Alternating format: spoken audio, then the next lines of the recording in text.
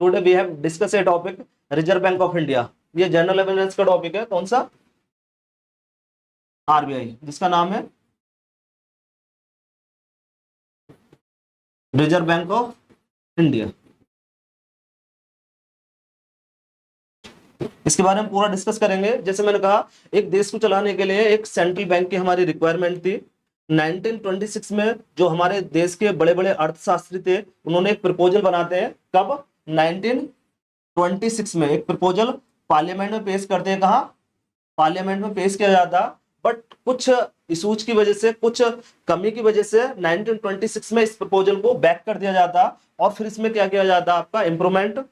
और इम्प्रूवमेंट करने के बाद में 1930 में फिर से ये पार्लियामेंट में क्या किया जाता? पेश।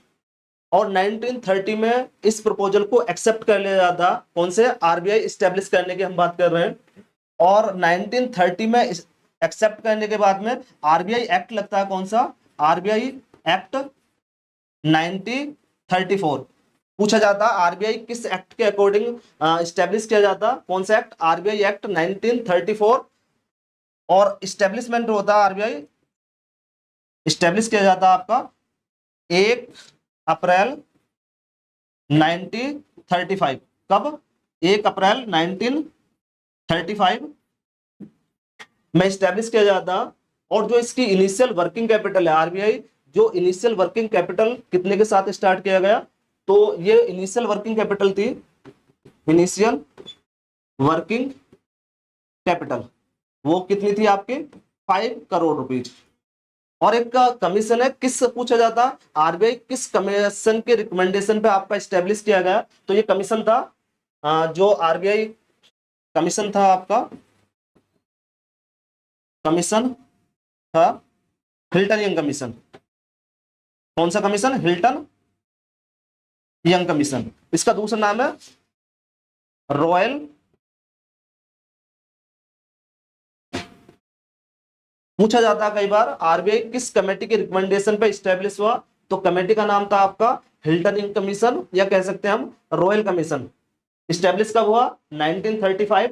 एक्ट कौन सा? 1934। कमीशन कौन सा? Hilton young. वर्किंग कैपिटल कितनी थी? 5 करोड़। कई बार पूछा जाता आरबीआई का लोगो क्या है? आरबीआई का लोगो है, logo of RBI, logo of RBI.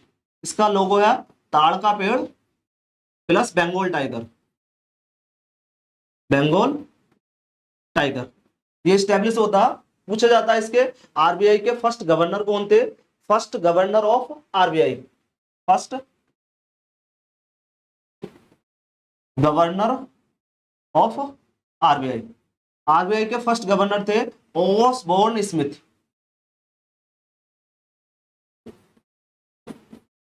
First governor of RBI Osborne Smith. Second governor अगर पूछा जाता तो सेकंड गवर्नर थे टेलर करके। पूछा जाता first Indian governor of RBI, first Indian governor, first Indian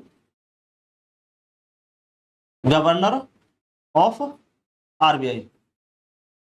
first Indian governor of RBI थे CD Deshmukh.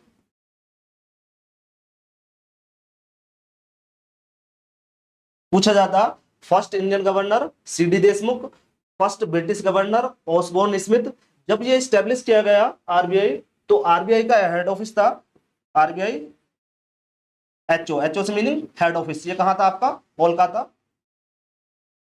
Kolkata. और कोलकाता से ये ट्रांसफर किया गया। कब ट्रांसफर करते? 1937।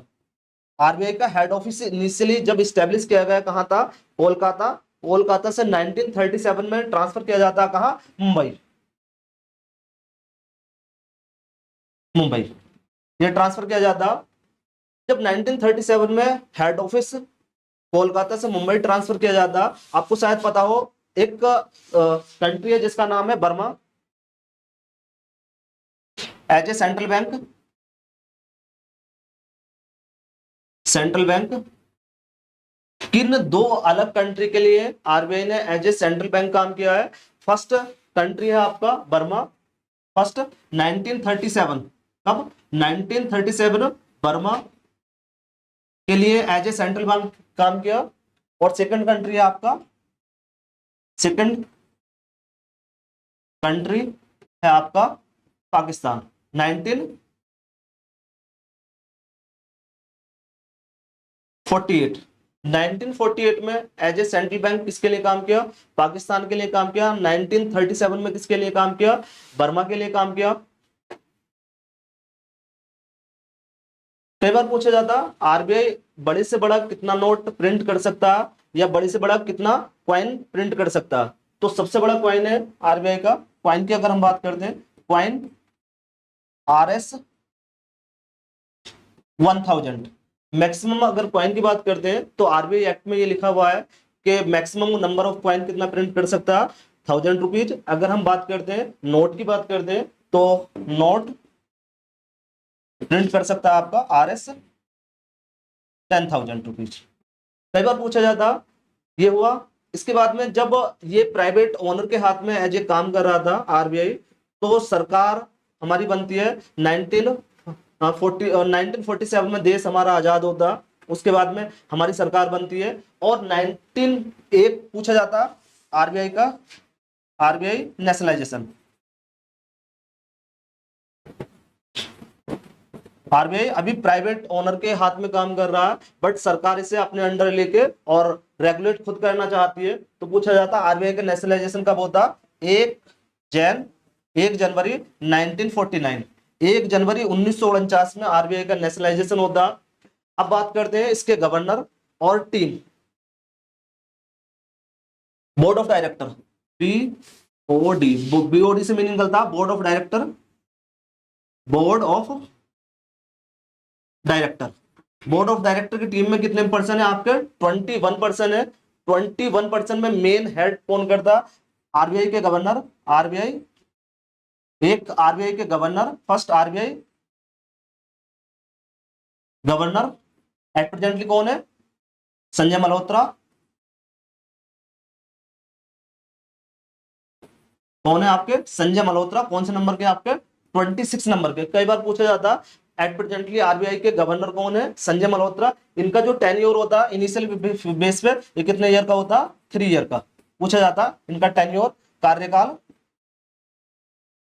कार्यकाल कितने समय का होता है आपका? 3 साल का। अगर सरकार चाहती है तो 2 ईयर और एक्सटेंड कर सकती है। मोस्ट प्रोबेबली जो टेन्योर है वो कितने ईयर का आपका? 3 ईयर का। एक गवर्नर। और पूछा जा सकता 25 नंबर के गवर्नर कौन थे? 25 नंबर के गवर्नर, 25 नंबर के गवर्नर थे शक्तिकांत दास।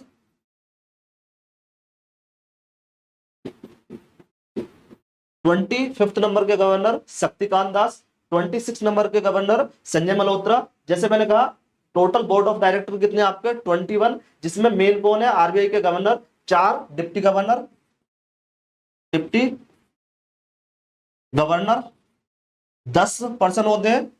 भारत सरकार मनोनीत करती है किसके? भारत। 15 एक फाइनेंस सेक्रेटरी, एक फाइनेंस सेक्रेटरी, 4 लोकल बोर्ड के मेंबर होंगे, 4 मेंबर लोकल बोर्ड के।